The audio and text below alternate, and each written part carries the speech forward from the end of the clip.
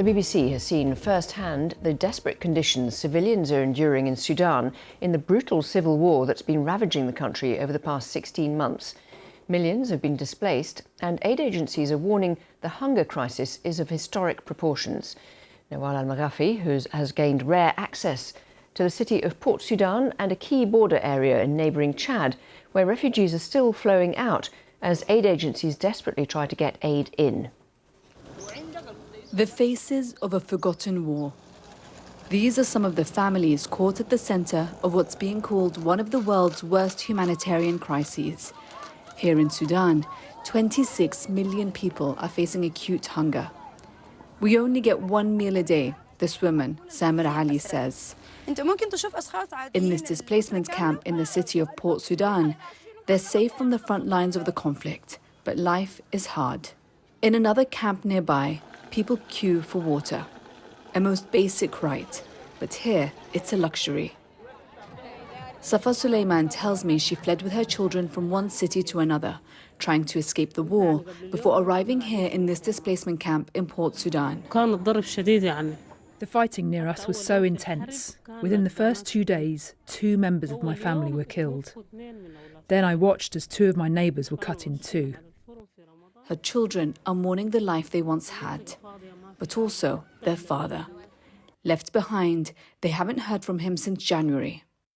We don't know where he is or what happened to him. That's it. Our future is over. There is nothing left. My children are devastated. The scale of suffering here in Sudan is unimaginable. 16 months of war have had a devastating impact on people's lives here. Over 10 million people have had to flee their homes. And if they've escaped the bombs and the bullets, there's another killer: hunger. Hunger is ravaging Sudan. In neighbouring Chad, these aid trucks are lined up and ready to cross into Sudan. But it's territory held by a group called the Rapid Support Forces, who are fighting the Sudanese armed forces. For months, the SAF have blocked supplies from getting through this key crossing point. They say aid is being stolen by the RSF and that weapons are being smuggled in as well. Both sides in the conflict have denied impeding the delivery of humanitarian relief. As aid prepares to go in through this border, families are crossing it to escape the war.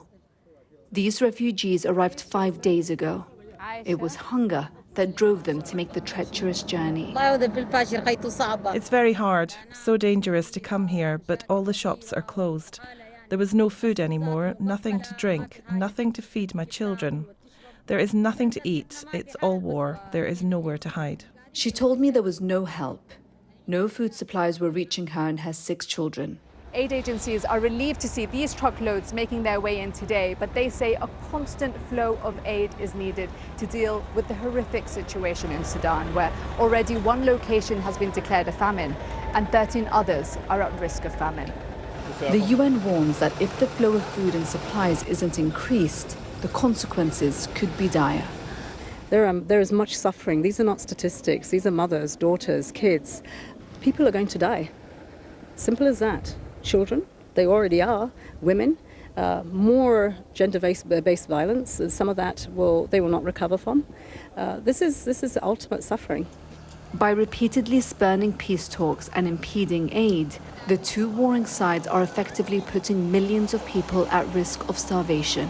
Many of those we spoke to are hoping the world will take notice and action before it's too late. Nawal al-Maghafi, BBC News, reporting from Chad and Sudan.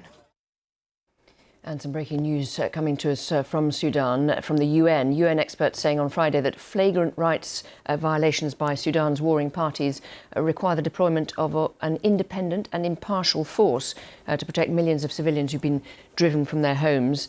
They also said they'd uncovered harrowing violations by both sides since April last year, which, quote, may amount to war crimes and crimes against humanity. This is UN experts quoted by AFP, who've been, it's an independent fact-finding mission into Sudan, which has said that the warring parties may need to have an independent, impartial force to separate them, but also that there might be crimes and crimes against humanity. Well, our reporter Mohammed Taha from BBC Arabic told us about the scale of the crisis. Between 20,000 and 150,000 people were killed in this war. The war entered its 500 days. It's 500 days so far.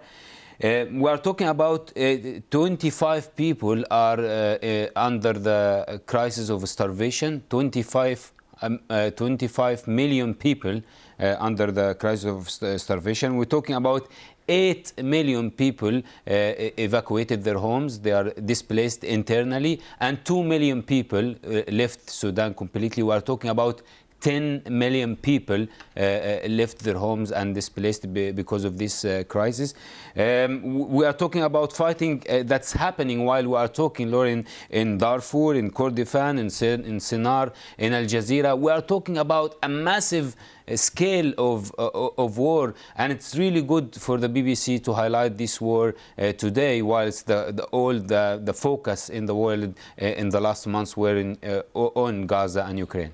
And briefly, the background to these two warring parties. Of course, the two main parties, which is the Sudan Armed Force and the Rapid Support Forces, they were one force at one time. They were included in the State Council that has been formed after the collapse of the Omar al-Bashir regime a few years ago, and they were cooperating a lot in governing in Sudan until they get into struggle in power, and they had to fight all of this time. And what are the prospects of this coming to an end anytime soon?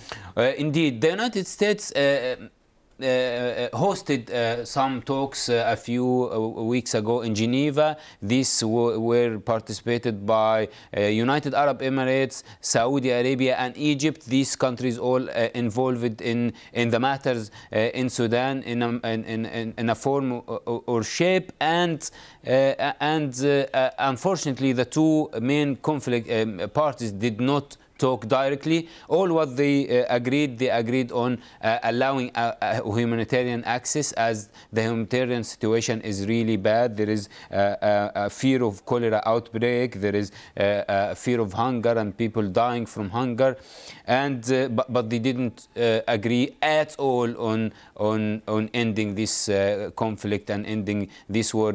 Each party is keen to have the power on their own.